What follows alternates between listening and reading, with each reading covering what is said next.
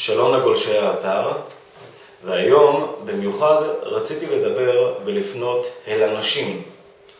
אחת התופעות הנפוצות אצל נשים זה צ'יסטות, מיומות, קנדילומות. הגורמים לשלושת הדברים האלה, בדרך כלל זה תזונה לא נכונה, pH בגוף חומצי, פרזיטים, טפילי מעיים ומתכות רעילות בגוף. חשוב מאוד לטפל בצ'יסטות, מיומות או קנדילומות. המצב הזה למעשה הוא מצב טרום סרטני. לכן פיתחנו את הפורמולה שמטפלת בצ'יסטות ומיומות, כולל קנדילומות.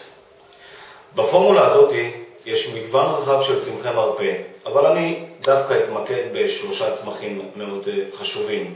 הצמח הראשון נקרא שיח אברהם, או באנגלית ויטקס. שיח אברהם ידוע מזה שנים רבות שמטפל בצ'יסטות, מיומות, קנדילומות. הוא גם מאזן הורמונלית. הצמח השני נקרא אגוז מלך שחור. הוא מטפל באחד הגורמים האחרים לצ'יסטות והמיומות, בעיקר אם זה נובע מזחלים של טפילים.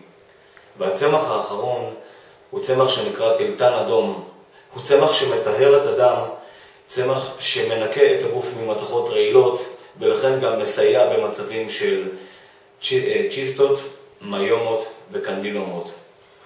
כיצד להשתמש בפורמולה הזאת? כפית אחת לתוך כוס ריקה, 2-3 ביום, להוסיף חצי כוס מים, לערבב ולשתות.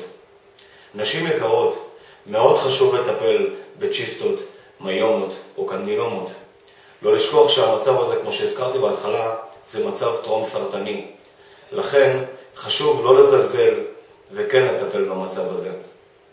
חלק מהאנשים מאוד קשה להם להיכנס להיריון גם בגלל צ'יסטות, שחלות פוליציסטיות. הפורמולה הזאת יכולה לסייע גם במצב הזה. לכן נשים יקרות, ניתן להשיג את הפורמולה בבית טבע בריאות בהרצליה. עד כאן, שיהיה לכם יום נפלא.